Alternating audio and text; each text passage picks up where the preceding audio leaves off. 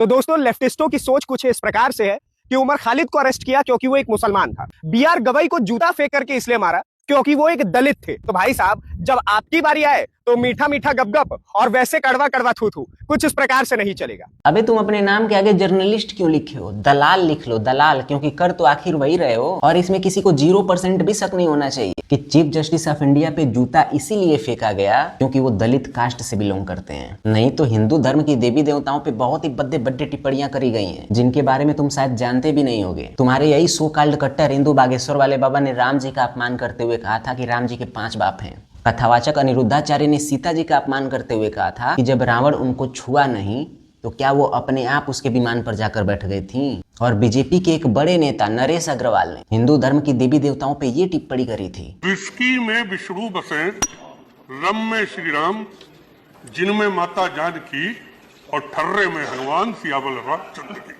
तब तुम जैसे किसी सो कॉल्ड हिंदू की भावनाएं आहत नहीं हुई थी। तब किसी सोशल मीडिया पे इन लोगों के खिलाफ नैरेटिव नहीं चलाया गया। तब कोई सोशल मीडिया के पॉडकास्ट में बैठ के इन लोगों की हत्याएं करने की धमकियां नहीं दे रहा था।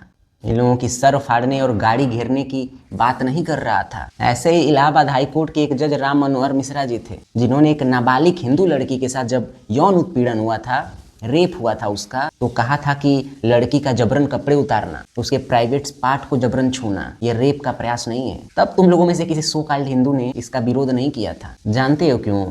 क्योंकि ये सबके सब सो कॉल्ड अपर कास्ट से आते हैं। यदि यही बीआर गवई साहब अपर कास्ट से होते तो इन्होंने ऐसा कोई स्टेटमेंट दिया है ये तुमको पता भी नहीं होता, और पता भी चलता तो तुम यही कहते कि उन्होंने कुछ भी गलत नहीं कहा है, उन्होंने तो बस एक भक्त की परीक्षा लेने की बात करी है। तो सच्चाई ये है कि एक बौद्ध कम्युनिटी का व्यक्ति, एक दलित कास्ट का व्यक्ति सीजेआई कैसे बन गया है, ये कुछ जातिवादी कीड़ों को पच नहीं रहा है। और इसीलिए उनके दिए गए बयान को तोड़ मरोड़ कर सोशल मीडिया पे पेश किया जा रहा है, उन्हें बदनाम करने का प्रयास किया जा रहा है और उनके खिलाफ हिंसा को उकसावा दिया जा रहा है। तो मेरे प्यारे भाइयों और बहनों, वीडियो को दबा के शेयर कर दीजिए, लाइक कर दीजिए और अपने विचार कमेंट बॉक्स में जरूर दीजिएगा।